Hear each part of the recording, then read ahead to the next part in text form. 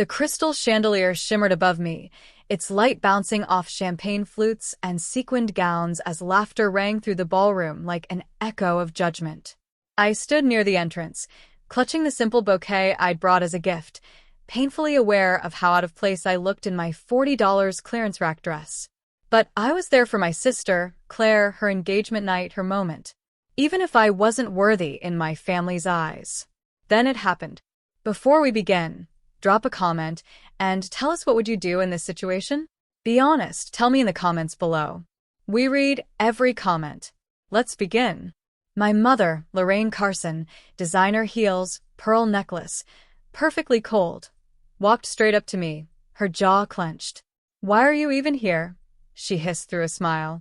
"I told you to help the caterers in the back." "Mom," I whispered, my voice steady. "I was invited by Claire." Lorraine's eyes narrowed. She raised her hand. The slap cracked louder than the jazz band playing near the open bar. My face stung. My heart didn't flinch. "You'll never be more than a maid," she screamed, loud enough for everyone to hear. I stared at her, blinking slowly. Around us, the guests gasped, laughed, whispered. I saw my Aunt Jo cover her mouth.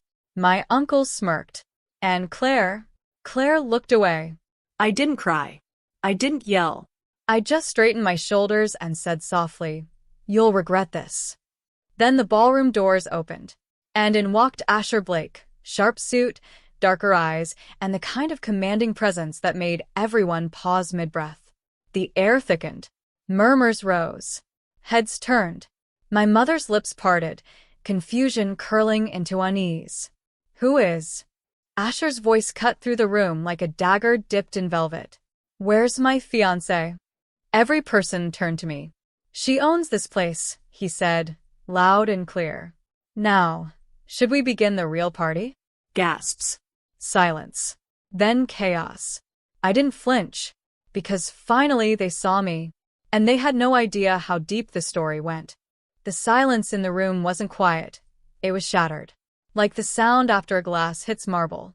My mother stood frozen, her hand still slightly raised from the slap. Her perfectly manicured fingers trembled, and for once in my life, she looked small. Asher's presence filled the space like a storm. The man didn't just walk, he owned every step. Broad-shouldered in a tailored navy suit, his watch alone could have paid for the chandeliers above us. But it wasn't the money that made people tremble. It was the power in his voice, and the way his eyes locked on mine like I was the only person that mattered in the room. He reached out and took my hand, as if we'd always belonged like that, in front of everyone who once looked through me like I was invisible. "My fiancé," he said again, louder now. "This woman is the future Mrs. Blake. And from this moment on, anyone who disrespects her disrespects me." My Uncle Ross dropped his glass. "Claire's fiancé, Ethan, the same one who once told me I should date someone my level," visibly paled. My father stepped forward, trying to puff his chest out like the corporate big shot he once was before the last of his stocks fell flat. "You're engaged to her?" he scoffed. "You must be joking." Asher didn't blink. "Does this look like a man who jokes, Mr. Carson?" I'd never seen my father's face change that fast. His jaw clenched. I think in that moment he realized something. Something terrifying. He had no power anymore. Because I wasn't the maid. I was the woman who'd been quietly investing for the last 4 years, stacking paychecks, coding freelance at night, launching a startup from the back room of a bakery while this entire family laughed at me. And now, that startup had been acquired by Asher's firm for $14 million. I wasn't there as a guest. I was co-hosting this engagement party. Because I owned the venue. I turned slowly to my mother, her face pale beneath her flawless makeup. "I asked you for support. For love. For the tiniest shred of kindness." She said nothing. "But you raised me like a servant," I continued. "So now, enjoy being a guest in a house your daughter owns." Then I looked at Claire, and I saw something I didn't expect. Fear. Asher squeezed my hand. "Let's dance, Miss Carson." "Blake," I corrected softly, smiling for the first time that night. Soon to be Blake. And as he pulled me onto the ballroom floor, and the guests reluctantly made space. I knew something for certain. This wasn't revenge. This was the beginning of an empire, built in silence, seen by none, feared by all. The room pulsed with a quiet, nervous energy. Somewhere, the jazz band fumbled to find their rhythm again, but the crowd no longer cared about music. They weren't watching the performance, they were watching the shift. The invisible axis on which this entire evening had spun had just snapped, and now the balance of power tilted toward me. Asher's hand rested at the small of my back as we danced slowly, his presence grounding me, anchoring me through the aftershocks of humiliation and revelation. Around us, every pair of eyes followed, some wide with disbelief, others narrowed with envy. My mother hadn't moved. Claire had stepped off to the side, whispering harshly to Ethan, who looked as though he'd seen a ghost. I caught phrases. She lied to all of us. She's nothing. She's just playing him. How is this even possible? I leaned into Asher's shoulder just enough to whisper, "They're panicking." He chuckled softly. "Good. They should be." A voice rang out suddenly, sharp, breaking through the murmurs. "You can't be serious about marrying her," Claire barked, her cheeks flushed and her perfectly styled curls trembling from the shake of her rage. "She's been scrubbing toilets since high school." A few people gasped at the cruelty in her tone. A few nodded along. The rest waited, hungry for another blow, hungry to see me fall again. But Asher turned slowly, keeping me by his side. "You must be Claire," he said. "The sister who spent half a decade spending her fiancé's money and your father's reputation. That's right, isn't it? Ethan funded your cosmetic business, and your dad covered the debt when it failed." Claire's lips parted. She hadn't expected that. "I looked into the family before I proposed," he continued, calm but cutting. "I wanted to understand where she came from. I didn't find support. I found opportunists. Parasites." "Don't talk about my family like that." Claire snapped. "I'm not talking about family. I'm talking about people who sold her dignity for social appearances." I stepped forward, releasing Asher's hand, my heart thudding, but not from fear. From clarity. The fog of years of manipulation and quiet belittling had cleared. "Claire," I said softly, "do you remember when I was 14 and you told your friends at school I was the housemaid's daughter?" She looked stunned. "That was years ago. It was just a joke. You locked me in the laundry room so I wouldn't embarrass you at your sweet 16. Was that a joke too?" Claire didn't answer. My mother finally spoke, her voice trembling with venom. "So, what? You're rich now? You think that makes you something?" "No," I said, turning toward her fully. "What makes me something is that I survived you. I worked while you mocked me. I studied while you called me worthless. I built something from the ground up while you laughed at me for carrying trays and wiping counters. I made you strong," she hissed. "You should be thanking me." "No," I whispered. "You didn't make me strong. You tried to break me. That's not the same thing." The air grew heavy. You could feel the weight of it pressing on every chest in the room. Then Asher stepped in again, pulling out an envelope from his jacket. "And for those of you still wondering if this is a joke," he said, "here's a copy of the acquisition deal signed by our board last Friday. Her company is now part of Blake Enterprises. And per our partnership agreement, she now sits on the board. She owns majority shares in 3 of our subsidiaries." He handed the envelope to my father. My father didn't even open it. He just sank into a chair, like the wind had been knocked out of him. That man, once towering with arrogance and ambition, was now nothing more than a wilted shadow of his former self. Because he knew every cruel word, every cold shoulder, every time he called me less than, it had all come home to roost. "I just don't understand," my mother muttered. "You were never supposed to win." I looked at her for a long moment, and then said, "That's because you never thought I was playing the same game." Asher extended his hand again. I took it. We walked back through the crowd as it parted like the Red Sea, people unsure whether to clap or cower. And as we approached the balcony doors, I paused, turned to them one last time. "This isn't revenge," I said.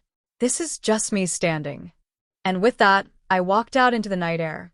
But the story wasn't over yet. Because what came next would change everything they thought they knew about me and themselves.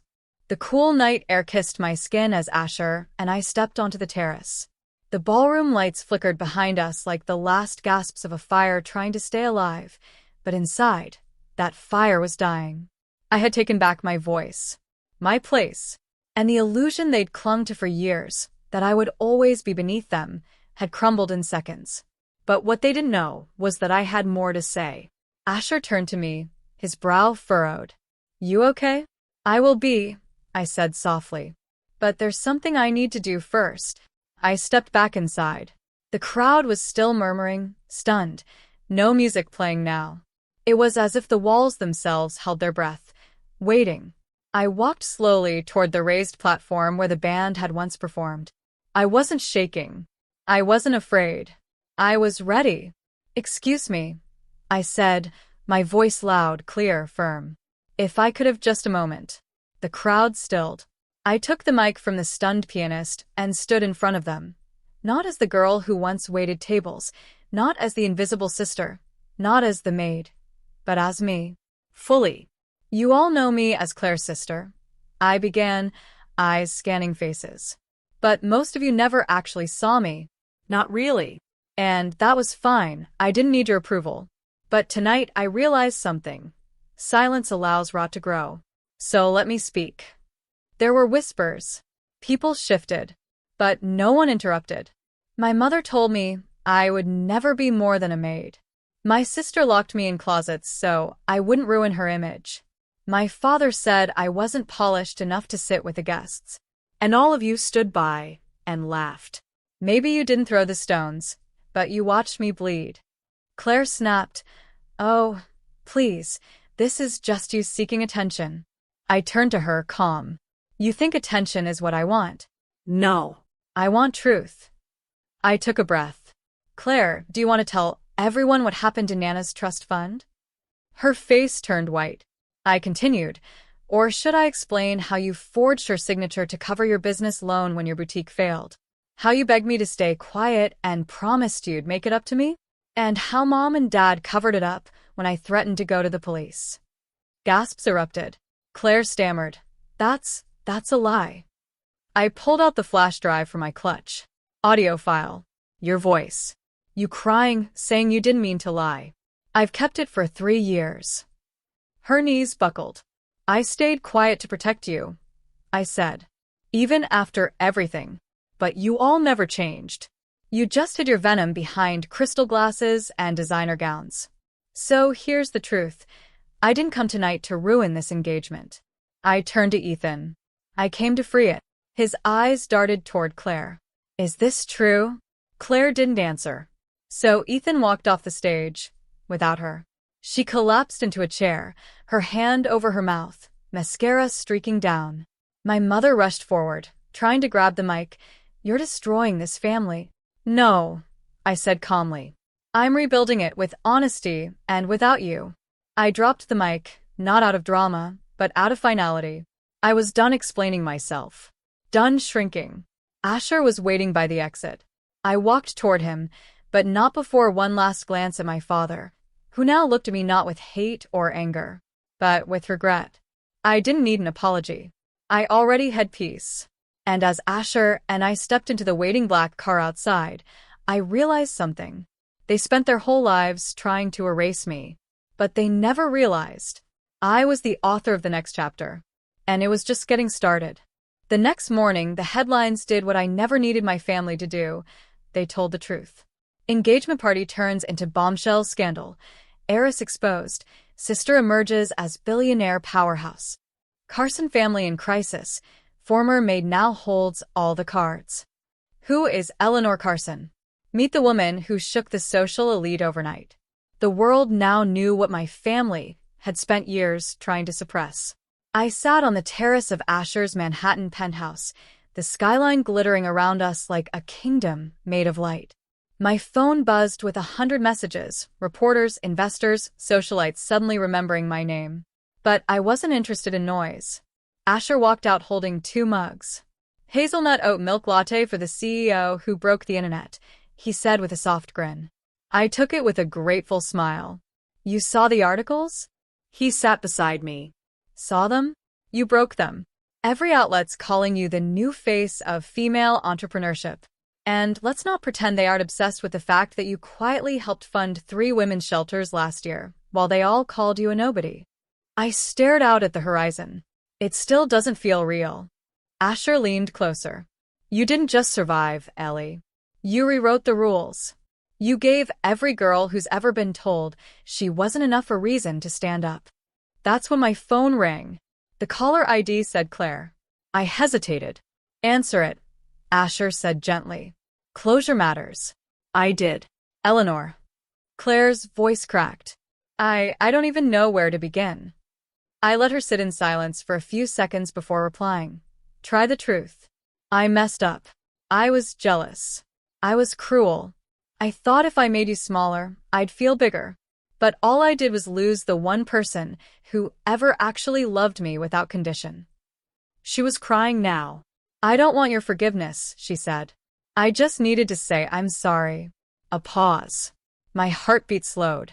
I believe you, I replied quietly. And I hope someday you believe in yourself enough not to need to destroy others to feel worthy. She wept. I didn't. I'd already cried enough tears for the both of us. Later that afternoon, I returned to the ballroom, my ballroom, for a press conference. Clean, professional, but not cold. Asher stood behind me in silent support, but I was the one who faced the lights. Good morning, I began. Many of you know me as the woman whose family tried to keep her in the shadows. But today, I stand in the light, not because I needed to be seen, but because I earned this place. I'm not here to shame anyone. I'm here to inspire the ones who think they'll never rise. You will. Quietly. Powerfully. Relentlessly. And when you do, I looked straight into the cameras. They won't see it coming. And they won't be able to stop it. That night, I walked back into that empty ballroom. The same one where I'd been slapped. Shamed. Dismissed. I stood exactly where it had happened. And I whispered to the silence. I forgive you. All of you. But I'll never be you. Asher joined me. You sure you're ready for what's next? I turned to him, a fire behind my eyes that wasn't there before. I was born ready. They just never bothered to look close enough to see it. And as we walked out of that once cold palace of shame, the city opened itself up to me. Not as a maid. Not as the quiet sister. Not as someone to mock. But as a woman who had the last word. And it echoed for generations.